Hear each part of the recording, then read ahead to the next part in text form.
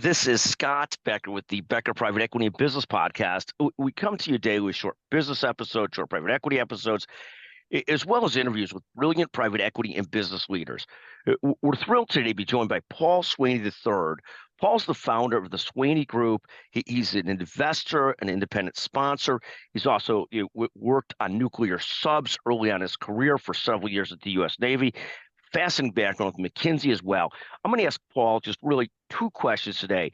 First, to tell us about himself and the Swaney Group, and second, what's his best advice for investors and founders and leaders, sort of best advice. Paul, can you take a second and introduce yourself? Yeah, I'm Paul Swaney. Nice to talk to you. Started out in the U.S. Navy, in the Naval Nuclear Propulsion Program. Left there, did a bunch of ops jobs, ConocoPhillips, working refining, did a little time at Amazon, and then ran a stressed chemicals business coming out of the global financial crisis.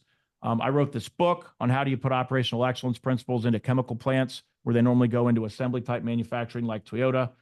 Somehow or another, McKinsey & Company found my book and said, we're starting up this group of ex-operators instead of newly minted MBAs.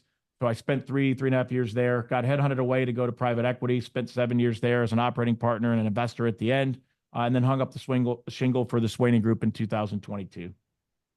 So amazing what you've been doing. Sort of started in advisory work at Swaney Group, now investing and investing in more and more companies, particularly in the industrial and manufacturing world. Take a moment on your best advice for leaders, entrepreneurs, investors. What's your best advice? Yeah, my biggest advice for entrepreneurs and founders is to move fast and make decisions very quickly. And it's one of the things I inculcate into our team is, take only the data you need to make a decision and then move quickly. You're much better off making 10 decisions and having 3 of them being wrong and then correcting those decisions and moving forward versus ruminating in a boardroom and talking about all the risks and problems. Now, I caveat that with there are certain things that take extra care, but in general, nothing you're going to do in the lower middle market or middle market private equity isn't undoable given enough time if you make a mistake, right? And there has to be a culture in your organization where making mistakes is okay, so people will have freedom to take risks. So allow people to fail, allow people to make decisions quickly, and give them enough autonomy to execute and be successful. Thank you. And there's a Jeff Bezos thought process there too. And Jeff Bezos famously said, you got to make lots of decisions. You got to make them quickly, most of them right. But at the end of the day, you can't be paralyzed by too much, analysis.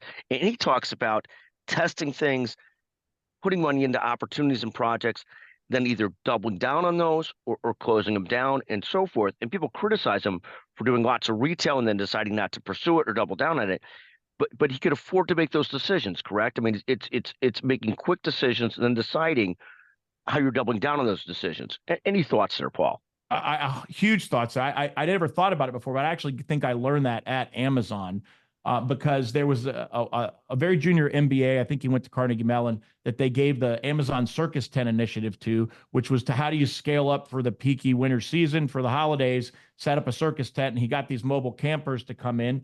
And the other thing I learned from that is you give one person one goal, it will get done, right? So they launched this circus tent initiative and, scaled that up. And then, I don't even know if it's in place anymore, but, that's one of the things he was very good at is giving someone a discrete task, moving quickly and then shutting it down, right?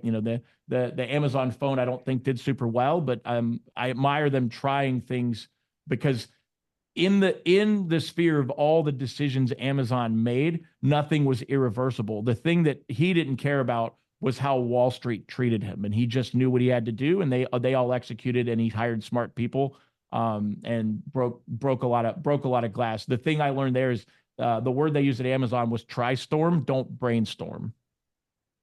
And I love that. We have a CEO partner that speaks regularly about ready, aim, fire versus so much time spent on ready, aim, yep, then fire, and you might as well just want to shoot yourself by the end of that. The bias towards action, that sense of urgency, I think is just a fantastic way to approach things.